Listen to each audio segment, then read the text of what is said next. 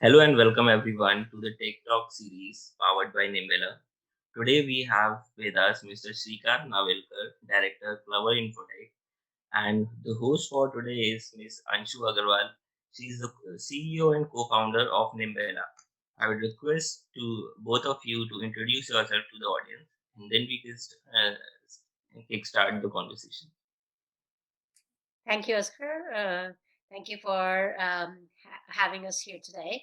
So I am Anshu Agarwal. I'm CEO and co-founder of Nimbella, and Nimbella is an enterprise serverless cloud platform which can be deployed in the cloud of your choice. So I am with Mr. Shrikant Navelkar, and Mr. Shrikant, would you be kind enough to introduce yourself? Sure. Thanks for having me. So, as you rightly said, I'm Shrikant Navelkar, working as a director in Clover Infotech, currently in Mumbai now. I've been in this company for 26 years, and we have been providing technology services to our customers in India as well as outside India. Mumbai is our head office. We have 6 offices in India and 2 offices, one in Dubai and one in US, as our global expansion plan.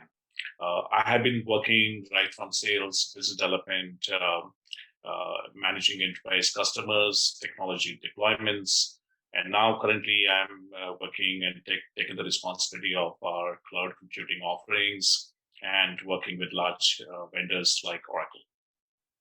All right, wonderful. Could you elaborate a little bit on what Clover Infotech does and Sure. what kind of services it provides? It's a pure services company. We are nearly 3,000 people company now, and 50% of our customers are from the banking and financial sector. So we manage their entire application infrastructure in the production environment as well as in the UAT and the development environment.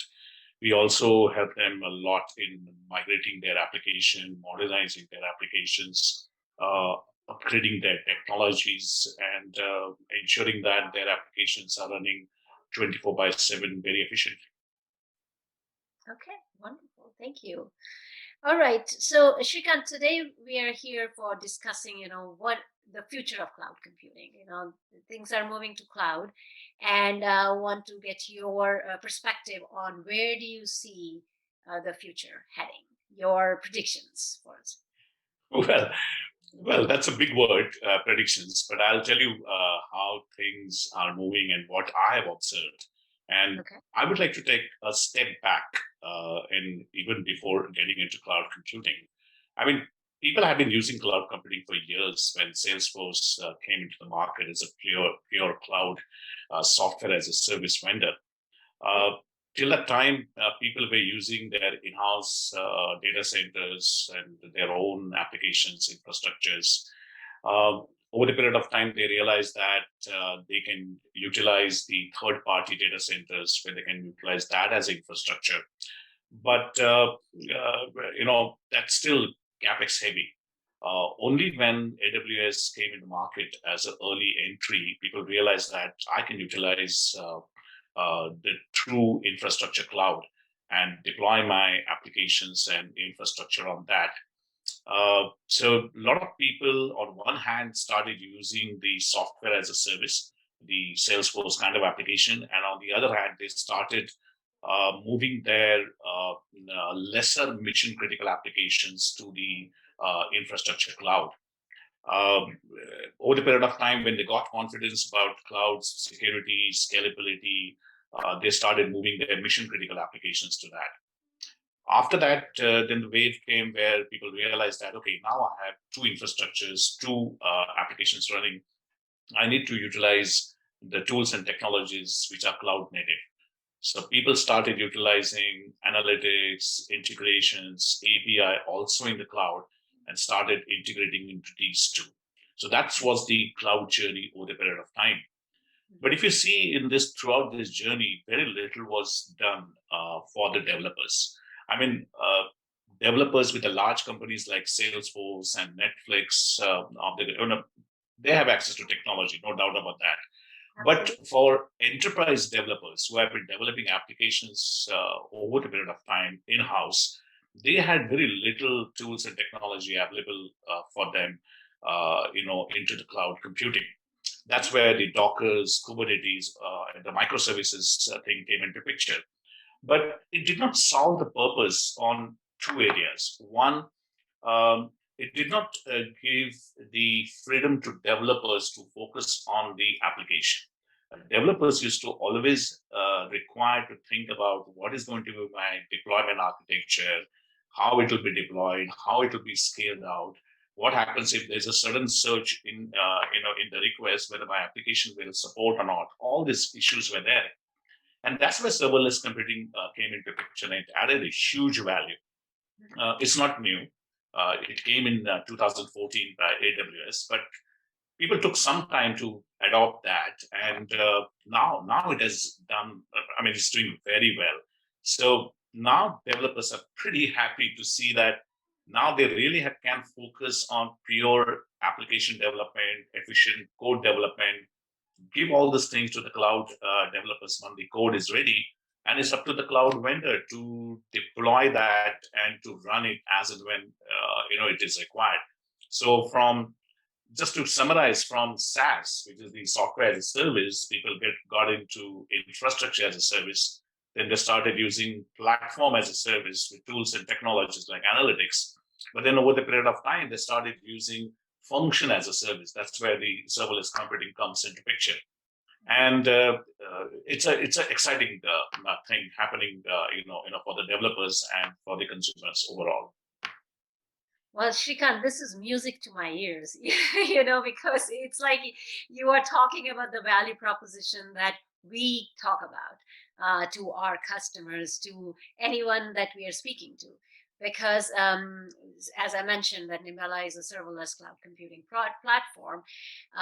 What we saw was that the cloud providers like AWS, like Microsoft Azure, and Google Cloud, they offer you a developer experience, but to enterprise developers who are still developing in-house because they have data inside, behind the firewall, but they are adopting cloud native architecture, just like you mentioned, Kubernetes, Docker containers, and all. They still are missing out on the developer experience part. So what we are doing is exactly what you were saying. How do we provide this developer experience for developing only the application behind the firewall? We are doing it behind the firewall, so you get that cloud native experience in your cloud of choice, whether it's private cloud or multi-cloud. So it's such a music to my ears. I can't even mention what you say. It's like hearing the value proposition that we are doing from somebody else who is in. Okay. You mentioned a couple of things. You mentioned function as a service, which is actually used analogously to serverless. Okay. But serverless is actually bigger than function as a service, I would say, because function as a service only offers functions, whereas application is made of more than functions. Okay. So how do you think that companies, enterprises that you are working with, and you're working with so many large enterprises like financial sector and other regulated industry, how are they dealing with data and using serverless computing together? Okay, let's talk about data first. The most important thing for the financial sector, the banking sector, and even to a certain extent, telecom sector, the data residency, is extremely crucial, right? So they are not allowed to deploy their customer data outside India. What had happened last, I would say, around 45 years, all large cloud vendors, AWS, Google, Microsoft, Oracle, they have built their local data centers in India, their production as well as other disaster recovery. So data residency part has taken care. Now comes into it about what I do with my existing applications which I have developed. A lot of our customers are thinking, what is the right way? Whether I can take this, can I redevelop my application as a function as a service, Or can I think about serverless only for my new applications which are coming up? Various people take different approaches. It depends on how the underlying application has been developed over the period of time. Uh, but at the same time, what I realized that a lot of customers of ours are evaluating serverless computing in their labs extensively, and they are training their cloud developers to the to the serverless because there are conceptually architecture wise it's a different. It is getting more. If you allow me to use a word, it is getting more open sourced, rather than putting everything into a box and saying that, okay, this is my monolithic application and this is, how I'm going to learn. So even if your developers are good in Docker, Dockers, Kubernetes, and those kind of things, doesn't mean that they can develop a good serverless architecture. They must understand the serverless architecture. The second thing which we advise our customers that when you say serverless and when you say that I can deploy my code at the cloud vendor and I leave it to the cloud vendor to take care of it, doesn't mean that your job is over. It is important to train your developers to understand how cloud vendors will scale out. Although as a developer, I don't have to take care of that, but it's very important for me to understand how the scaling out happens at the cloud, at the cloud vendor, because only then I can develop my applications. So a lot of our customers, with our help, are now bringing that training back to their developers and seeing that what can be done. And the third aspect of it is that even if I start developing smaller application as a serverless, what do I do to integrate those applications with my cloud native applications, which are not serverless at this stage, or even the standard applications like Salesforce, Oracle ERP Cloud, which are not yet fully serverless? How do I integrate that? What are the services the cloud vendors are offering to you? And every now and then you will find Microsoft, Google, AWS, and even to a certain extent Oracle is now announcing that what are their services, databases, APIs they are making more and more as a serverless. So experimentation is the key. And it's very important the senior developers and the leaders to see that how they can how they can do this. So it's a mind shift. You have to train your people. You have to give them a lot of resources, to experiment. Luckily, those resources are very cheap now, because of cloud computing. But or we can build your own private cloud. But and then as an architect, you must now start thinking about, okay, I will have a serverless application code. I will have a non-serverless cloud native code, and I will have a SaaS application. And on top of it, I may have certain applications which are on-premise, which I don't want to move. To give a seamless experience to the user. See, users are not bothered about how your applications are deployed. To give a seamless experience to the user, it's the job of your in-house architect to see that how everything works together. And that's where I see most of our customers are moving now. Okay, that's great to know that the customers who are in these kind of regulated industry, they are moving to cloud native architecture, and they are retraining the developer force is actually a big task. And it probably doesn't require a lot of training, because when the coding moved from just regular coding to object oriented coding, you were writing small pieces of code and creating classes. It's very, very similar, but you are absolutely right. The architect has to take into account all these moving parts, because now there are more moving parts, smaller moving parts, so every developer can work on their own part, which creates a rapid development and rapid deployment process. But someone has to look at the bigger picture and create that seamless I want to add one more point over here. You remember our days when we used to learn C and C++, and where we had to learn from scratch. We have to understand the data. We have to understand how efficient the code is. I remember my manager used to take my code and used to see that, okay, this code is of, say, 50 lines. redevelop it in 20 lines, those kind of approaches. Those things gone out of picture over a period of time when the rapid application development came into picture, the drag and drop kind of thing. Unfortunately, what had happened, the developer community, the new development community, which had learned only the rapid application development, they have been focusing only on that area. I think they need to unlearn a couple of things and they need to learn new things. So even if I develop my application with a rapid application development, I must understand that how ultimately it's going to get deployed and how the resources will be utilized by the cloud vendor. Because only then I can make my application more efficient. By making your code serverless doesn't mean that it is by default is going to run faster. You must understand it, and you must also take a responsibility as a developer that how I make my code more and more efficient, how I can develop with some amount of standards, into my development, and that's a training, which is very very important. Yeah, that's absolutely correct. It requires the knowledge of serverless architecture and what makes it efficient. But gone are the days when you have to worry about things like how do I manage, how do I scale up, scale down, how do I make my code more True. efficient.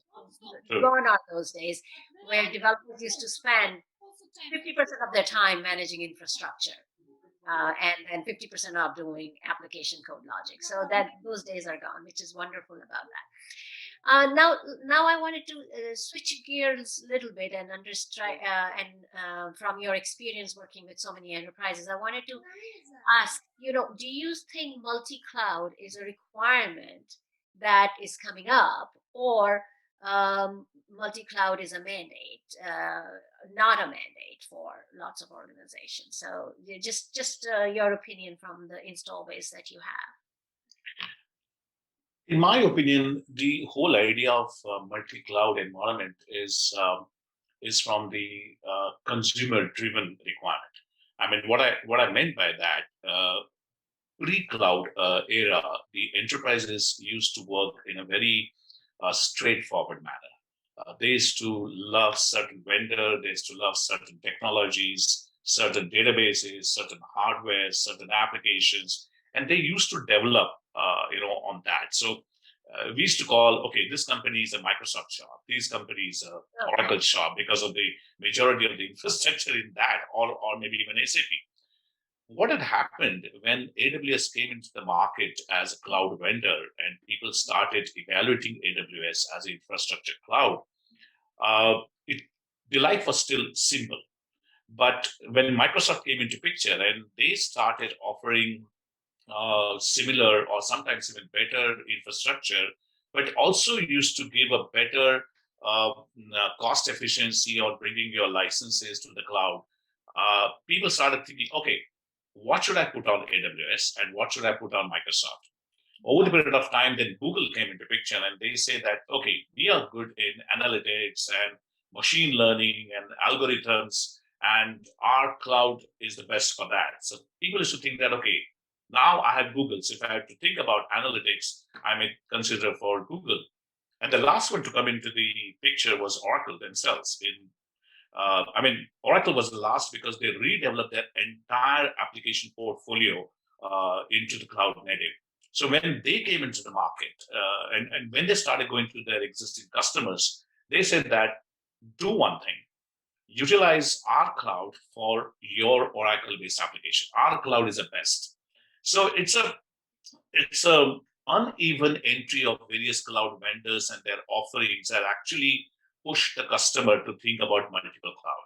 So hybrid cloud is a reality. And on the top of it, you will still have certain applications due to certain reason you don't want to move it to the cloud. So you will have on-premise applications also.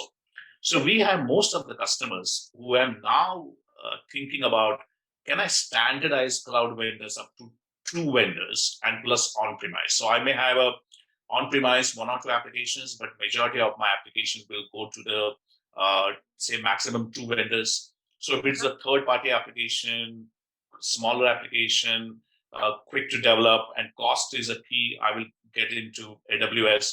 If I have a Microsoft large application, I will think about Azure. because I not only I get technology, but I also get benefits on the costing. And if I have a Oracle-based application, I'll think about Oracle. So it can be Microsoft, Oracle, and on-premise. It can be Microsoft, AWS, and on-premise. So hybrid cloud is a reality, but it has added few complications, and in the sense that it is not just technology team. Now it's a IT procurement team also had to understand all these things, because when you say cloud, doesn't mean that it's going to be cheaper than on-premise. There are certain ways you need to find out how you reduce your cost after deploying it on the cloud.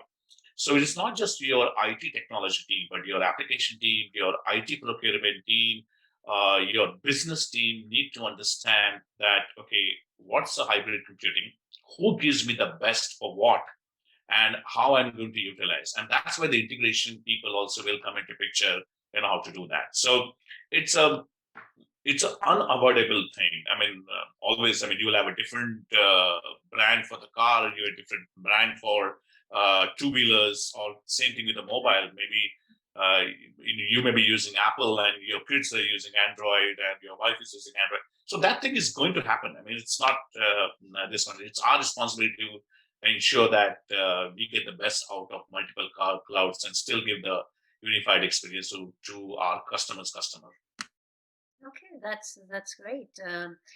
So the customers, the enterprises that you work with, they where do you think they are in this journey, and like sector by sector? So is some sector ahead in cloud computing adoption, or the adoption of whether it's infrastructure as a service, container as a service, or function as a service? But there this era of computing, where is each sector, or it all depends on the individual enterprise?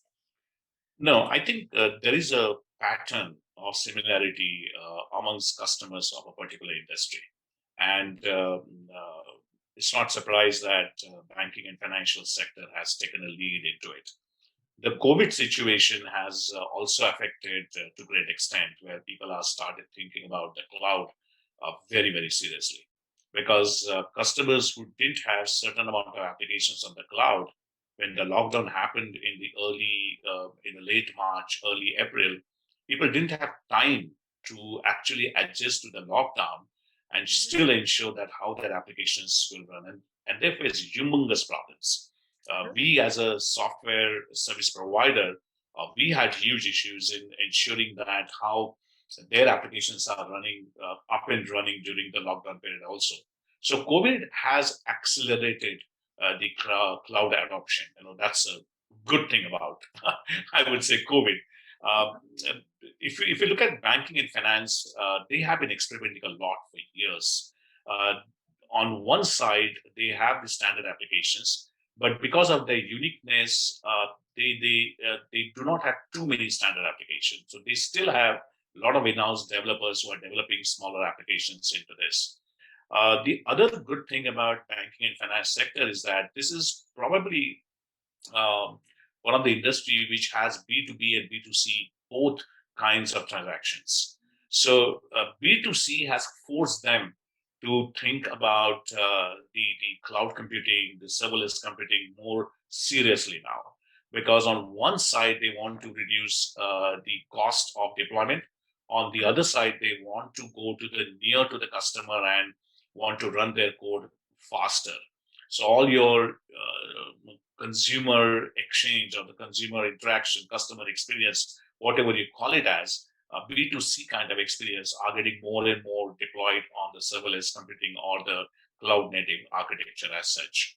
The second sector, typically the services sector, they had limited number of applications as compared to the banking and financial sector. But for them, the similarity with the BFSI was the availability of those applications, because they also run 24 by 7. So any company which is providing services, they had to now run 24 by 7. So availability of those applications on the cloud was very, very important. The interesting part I have seen is the typical standard brick and mortar manufacturing companies, and there they used to have more standard applications like ERP. I mean, ERP used to encapsulate their 90% of their IT operations, and 10% used maybe a smaller application. But they never invest much onto the in-house development because ERP has taken care of a lot of things. They take a slightly different approach. Now they are modernizing their ERP by lifting and shifting to a cloud. Either it's Oracle or maybe SAP or maybe AWS or even Microsoft. And once they get into the cloud after lift and shift, they are now started modernizing those applications, those ERP, by integrating with the analytics, by integrating with the with the document management. Maybe some of the companies are experimenting on IoT and on the blockchain. All these services are available on the cloud, and they realize that I don't have to invest my hardware ever now for these technologies. So uh, for each sector, this is what companies are looking at it. But most of them are now very, very serious about the cloud computing, and COVID has accelerated those things. So the driver is not typically the cost. Uh, in, I mean, I may be wrong here. Driver is more on the speed of delivery and the accessibility. Is that a fair? Um, I mean, today still people think cloud as a cost. I mean, as a when I go to a customer and I say that, okay, this is the TCO for your running your application on premise, and this is the TCO when you run it on cloud. Well, it's not going to drastically reduce it, in first 1 or 2 years. It's like you're taking a loan from the bank. They will charge the interest upfront. So it's like that. So the cost of your application deployment and application usage comes down over the period of time. Number one. But most importantly, what people started realizing is not about the cost. Is about ensuring that the security has been very highly at the higher level. I mean, those days have gone where people have stopped now asking. People used to ask whether cloud computing is secure. Yeah. Well, it's like asking whether my fixed deposit in a bank is secured or whether keeping that money in my house is secured. And that's a simple analogy. So security has now gone out of picture. The most important thing what people realize that is the cost has to come down over the period of time, the security at the higher level, and most importantly, the vendors like Google or Microsoft or Oracle for that matter, they have platform as a cloud where they provide a lot of tools and technologies in their cloud which I can now integrate with my application. So if I have to run certain analytics layer on top of my ERP, I don't have to develop my analytics from scratch. There are a lot of ready-made KPIs and ready-made analytics available. I can integrate into this. So how I can modernize my application faster, maybe with the mobility, with the BOT. Uh, that's now what customers are looking at it from the cloud vendor. It's no longer just a cost. Yeah, it's the agility by which they can add features. Absolutely. So you mentioned. So we've been talking about serverless, but let's talk about something that kind of enables the serverless computing, which is Kubernetes infrastructure. So Kubernetes is a great normalizer across clouds, and just wanted to get your perspective on what do you think enterprises think about when they are deploying or looking to deploy Kubernetes infrastructure, which is the cloud native part infrastructure there. So what is in their mind? Because is it a technology that they are really adopting because there is so much talk about it, or they have seen the benefits? What is the reason why um, enterprises are adopting it?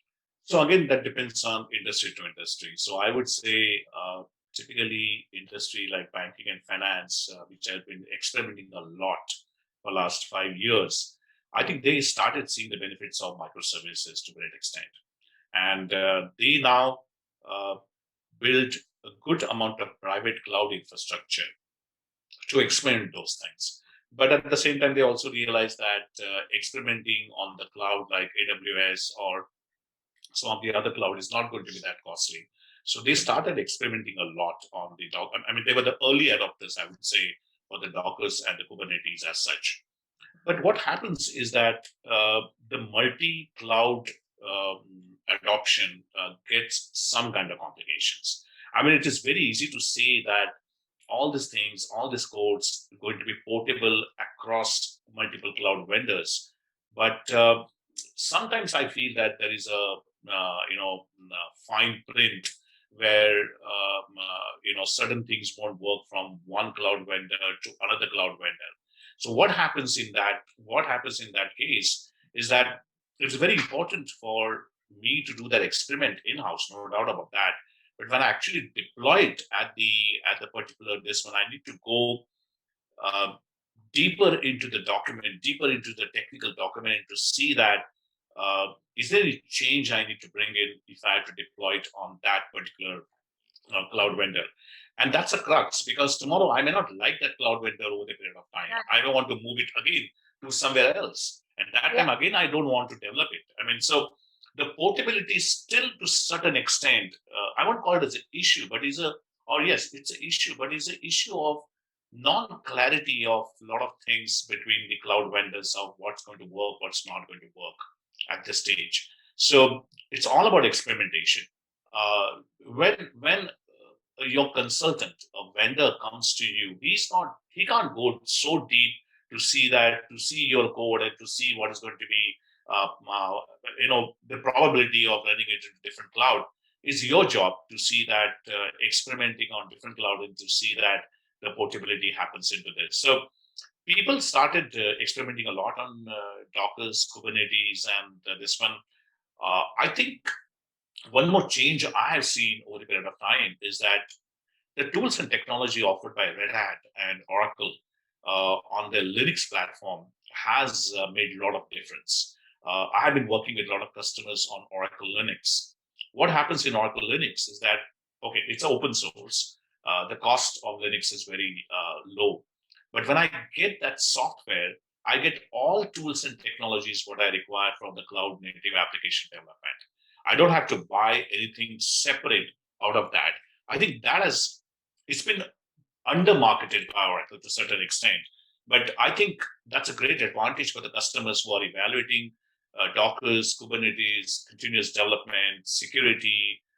Try to so There's so many open source tools now comes as a part of Oracle Linux, which people don't have to go out, find different vendors. From one vendor, you get that, you get support. I think Linux is playing a huge role. The Linux vendors are playing a huge role in this case in making it more and more, uh, available and more adoptable by the companies. Yeah, you touched a great point. Open source revolution has changed quite a lot of this, but it has provided developers on their fingertips they can get stuff. They can get tools, and they can get add-ons. They can get everything on their fingertips. But I wanted to understand from you, from an enterprise perspective, do enterprises prefer just getting open source and doing things on their own, or do they prefer vendor supported open source because they want somebody to call in case they run into the problem? Or it also depends on the industry. If it's a hyperscale enterprise, they have so many software engineers, they probably don't need to call their vendor. But something like financial sector or government sector or healthcare sector, what are your thoughts on that? When it comes to the open source, some interesting things happened over the period of time. I remember when I was working, I mean, Clover was involved in doing the joint venture with Red Hat in way back in 1999. And I was personally involved in that. And I remember those days where, the IT guys used to deploy Linux for their mail servers and for their proxies and for their FTP servers without even mentioning to their senior management. because it was a low cost and it just never create any problem as such. Over a period of time, when people started developing applications for the open source, uh, they they they they started realize, again, that depends on the industry. So here BFSI was the last one to take the advantage of the open source because of the data security concepts what they had in their mind. But when people started developing applications, by using open source tools, then they had to get permissions and to do that. But today, what is happening is that open source is widely accepted um, by the enterprises for multiple reasons. Because the the the issues what people is to think about what open source architecture has, they are more from the deployment perspective and not from the development perspective.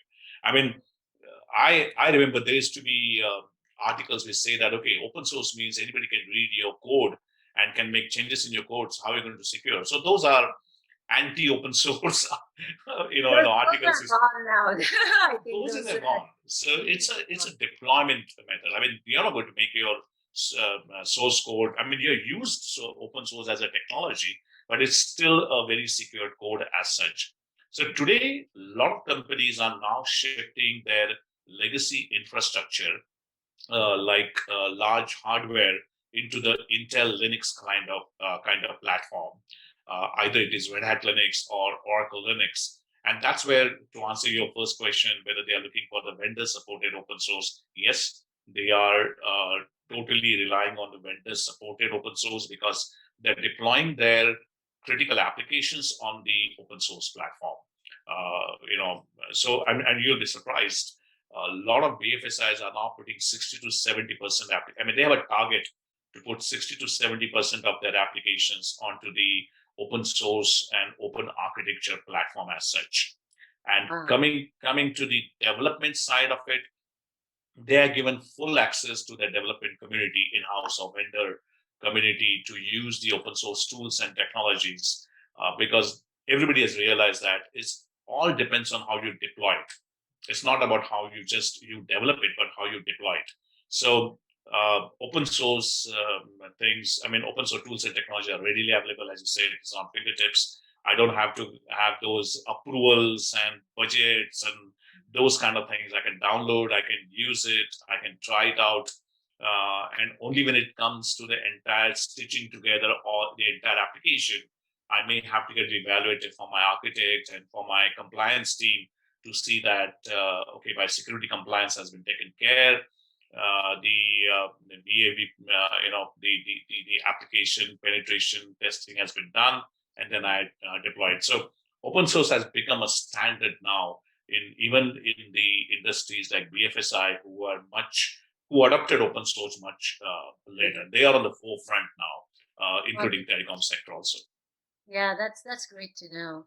And just like open source has found acceptance in actually broad community, cloud at the same time had found acceptance because again the objection of whether cloud is secure is gone. Cloud is considered secure, but True. there's a lot of applications still running on prem. So from say just taking BFSI vertical, what is the percentage of applications still running on prem because of whatever reasons it is, whether it was monolith or whether it's the data is still residing there, so they want data locality. What are some reasons, and what's like the percentage? Well, here you have to go one step deeper into the industry, and you have to see that it's not applicable to the across the industry. I mean, within industry also, it depends on the size of the that institution. And what I have seen, something which has not been very commonly written. It all depends on your team who are actually experimenting it. For certain customer, you will find a team which is more experimenting nature. They want to try it out those things, and they want to it's like what they say is a fail fast but then recover and do it again. A lot of banks in India are doing this, no doubt about that, and I'm very happy about it. Now the thing has changed in such a way that now if I application manager, and if I'm thinking about a new application, I have to now give reasons to my management why that application I want to run it on premise. Whereas 5 years back, it used to be exactly opposite. I have to give reasons why I want to run that application on the cloud. So now cloud is a standard which companies are adopting it, has adopted it, and I have to really be very convincing, and I need to have a lot of compelling reasons as an application manager to say that, okay, to go back to my management and say that this is the application which I planned and this is the cost, but I want to run this application on premise. Because your technology team is going to say that, no, you don't need that. I can always put it on the cloud. The other change which had happened, or which has been very, very helpful for the industry, is from the Oracle's perspective. So Oracle has something called as a cloud at customer. So what they do, they pick up the hardware which they are running in their public cloud data center, and they will bring it to you, which runs behind your firewall, but is still operated as a cloud. So your costing and your deployment method are still as a cloud. That has helped a lot of our large customers to a great extent. So they have now an option of either to run it as a public cloud, to run it as a private cloud, or to run it as a cloud at customer. So the approach is that if there's a new application, think cloud first. Okay. And if you have enough cloud native developers with you, make that application as a cloud native. That's the major change I have seen. So that is from the new application. From the existing application, lift and shift is a very straightforward method adopted by many cloud vendors now. We have been doing a lot of work where their existing legacy ERPs has been lifted and shifted to the infrastructure cloud of Oracle, AWS, or some of these vendors. And once you take it over there, you can start modernizing that further by adopting analytics, by adopting BOT, by adopting mobility and all that. So in short, now it's a cloud first. If you want to put it on premise, you really need to have a compelling reasons. That's a major change I have seen in the enterprises now. That's great to know. So coming back to serverless. So serverless has its challenges as serverless provided by the cloud vendors. First, and you mentioned some of them. It's everybody has their own way of doing serverless. So you are kind of it's a vendor proprietary. Okay. So you're running in AWS. You can't take your application as is and run it in Google, for instance, because there is a proprietary function as a service and there is a proprietary function as a service there. And the other issue with serverless is that serverless is serverless compute in these clouds. It's not serverless memory and storage. So data management is still your developer's responsibility. Do you come across these objections when an enterprise customer of yours is thinking about adopting serverless? You actually touched upon two important things. One is the portability, and one is about it's not still pure serverless. But while talking to enterprises, these two objections are not on the forefront. At this stage, what is there in their mind, what is bothering them at their mind, that the pace of these innovations is too fast for them. What had happened that a lot of companies have been late in adopting cloud. And so on one side, they move from on-premise or local data centers to cloud. They're still settling down. Now they have to think about how can I convert my application into microservices. They started evaluating that. They're still settling down over there. And now they have to think about, okay, microservice is one thing, but can I run some of the applications as a function as a service and make it as a serverless? So what what most of the companies are thinking, that the change of these things which has been offered in the cloud market is moving too fast for them. So right from the putting legacy application to the cloud without making it as a microservice. Second thing is making it as a cloud native microservice architecture. And third is serverless. And most of the customers are thinking that it's too fast. And it's not because of they don't want to experiment or they may not have a budget, But what they're worried about, how do I train and retrain my internal team to do that? Because the common thing in the BFSI segment is that they are not entirely dependent on the external vendors. They still control their technology and applications. So availability of these trained resources on microservices, on serverless, is the problem they have at this stage in their mind. Um, I think once they pass up, once they pass through that, then they will start thinking about, okay, portability. And one of the point I want to mention over here, if I ask Google or if I ask AWS, um, they will say it's portable, no doubt about that. It's up to us to go slightly deeper into the technology to see that what is possible, what is not possible. And you can't blame them. They will not say it's not portable, because 90% things are portable, but you will require something which is not portable, and that's what you have to evaluate yourself. So I think today the availability of resources on the cloud native development is the key at this stage, and then it comes to the other things in terms of how many cloud vendors I'm going to have ultimately.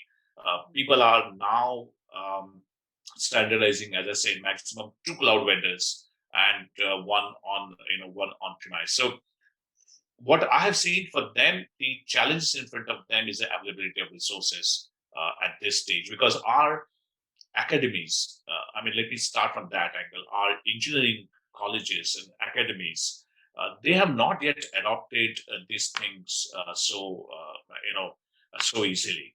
I don't see companies are, the engineering colleges are still teaching them the cloud native architecture as such. So when the freshers are coming out in terms of the development, all that, they're still highly confused about a lot of things and architecture and cloud and all that. And companies had to invest a lot in retraining them onto this. I think there's a massive change is required now at the academics level to see that how these things can be adopted. Yeah, and cloud is great for that because cloud makes accessibility easier. Certainly. So if the colleges, if the academics adopt it and the graduates are graduating with the knowledge of cloud native technologies, it's I mean it, the enterprises won't have to retrain or train the workforce because they will come out knowing cloud. They wouldn't be cloud experts per se, but they would know enough to actually True. go and be productive right away. True. Well, Shrikant, it's been a pleasure talking to you, and your knowledge about cloud computing evolution and all the journey that you have had. You've probably watched companies, enterprises adopt different generations of cloud computing. So it's been probably wonderful watching that. I really appreciate your time, and thank you for all your insights. Thank you very much, and same here.